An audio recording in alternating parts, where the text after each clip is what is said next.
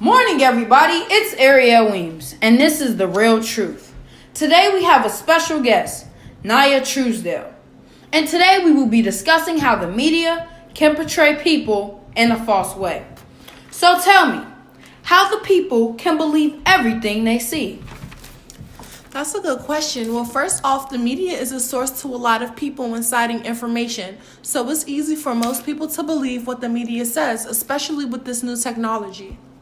Right. So, how do you feel about this issue, and why is this issue so important to you? I feel this issue is a very important issue because fake news is always put out in the media, and once it is put out there to the public, it stays, and it's hard to delete. With that being said, people on social media look at this news and believes it, not knowing if it's real or fake, and that's very dangerous. Exactly. Speaking of danger, police brutality. It's very common nowadays, and in discussing this issue, we have another special guest, Tori Henson. Good morning. Good morning. So tell me, how do you feel about this issue? I feel as though that it should be a stop put to this. But the only way that we can make a change is that the community comes together. Well, isn't that something? Honestly, I think that all lives really do matter. But more than likely, black lives tend to matter more because more black men get killed on a daily basis. Right. And then we have police officers lying in the news about how, they thought it was a gun. But when we have real officers that come and check out the scene, they do not find these weapons, quote unquote, that were there. And I feel as if they, lie and say they thought it was a gun. I don't think they thought it was a gun. I think they knew it wasn't a gun. Exactly. They don't get paid to think. I really do believe that they get paid to make sure that the community is safe. But that ain't what they doing. How are we going to think that the community is safe when we can't even trust our own police officers? Exactly. They're killing up all the black people in the community. Seems like to me we need to do a better job. Well, I just feel like police officers are so racist nowadays, and they're really not fit to have this job. If they're afraid of every black person they see, then they just need to lose their jobs because not every black person is dangerous. Not even just that, but why take the job if you're scared to lose your life? As I recall, a part of being on the police force is any day you could be shot at. Right. but I feel as if this was a white man, or even the Arlington Sterling case, he was selling CDs. What is so harmless about a black man selling CDs just because he didn't have a permit? Thank you. You don't just shoot him. But if it was a white man, he wouldn't have. Exactly. Honestly, that black man had to figure out a way to feed his family. Who knows his struggle? Now look, where is he? Exactly. I bet his family's struggling even more. Doesn't even make sense. And let's see, what happened to those officers? Didn't get charged. Crazy. But, the whole situation with Trayvon Martin and how George Zimmerman killed him, and someone tried to, shoot George Zimmerman, and they missed. They got charged, but where's George Zimmerman? Out running around doing his own thing.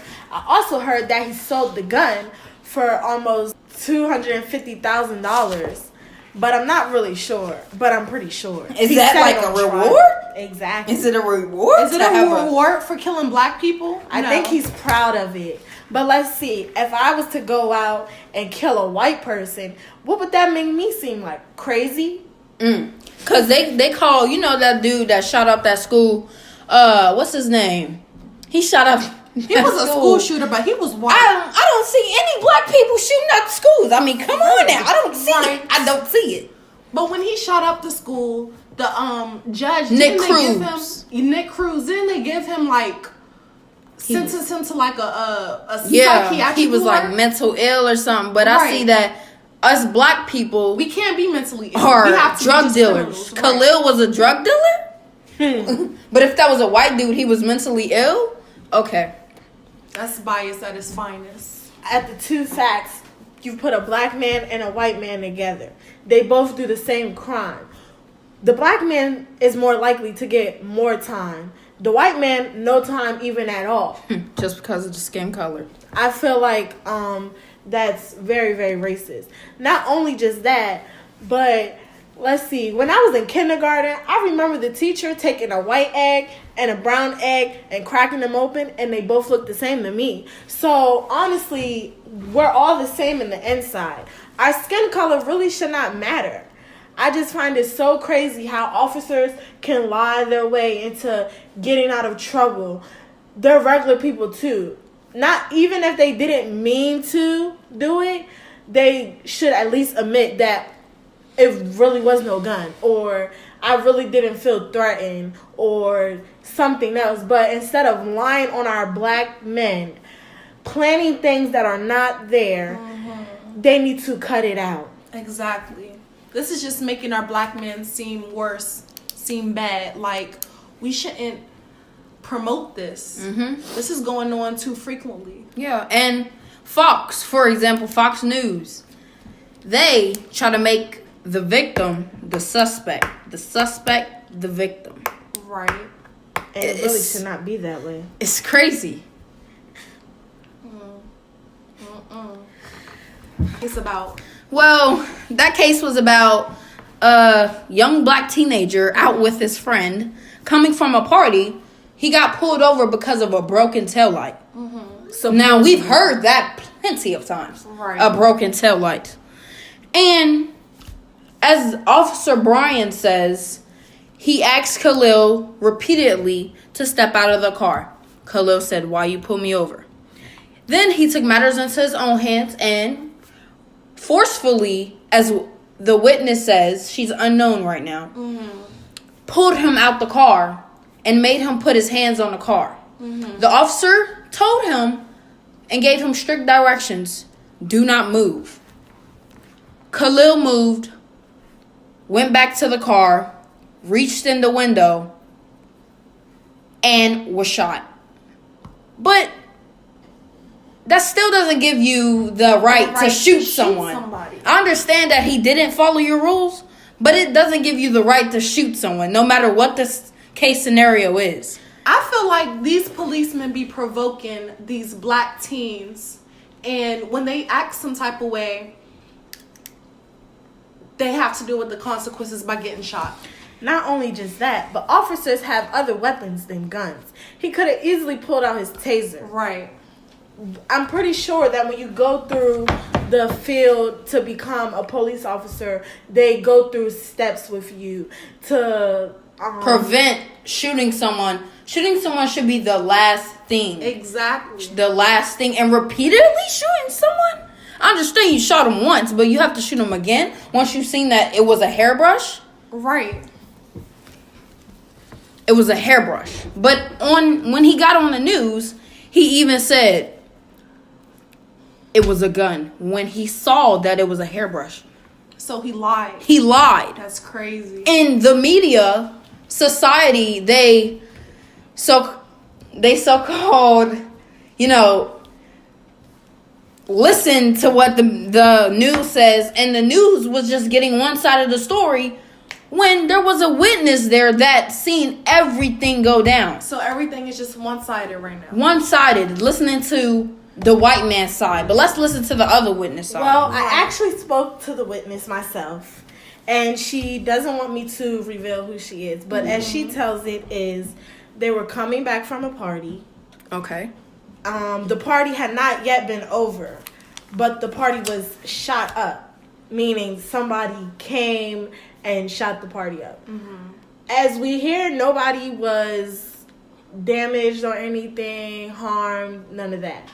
Her and her friend, Khalil, left. And let's see, Khalil asked her, would you like me to take you home?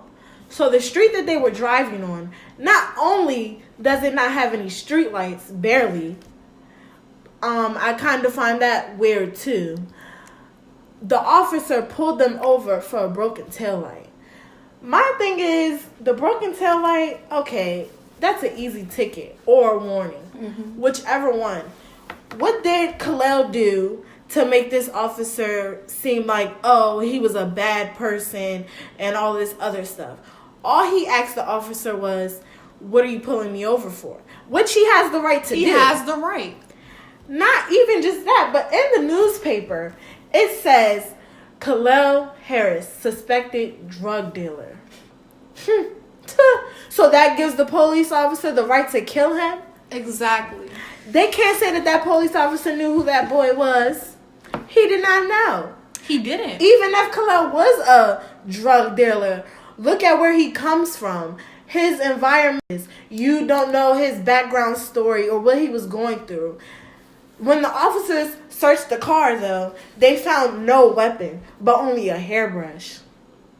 A hairbrush that the officer thought was a gun. And then the witness, the officer pointed the gun at her after he killed Khalil.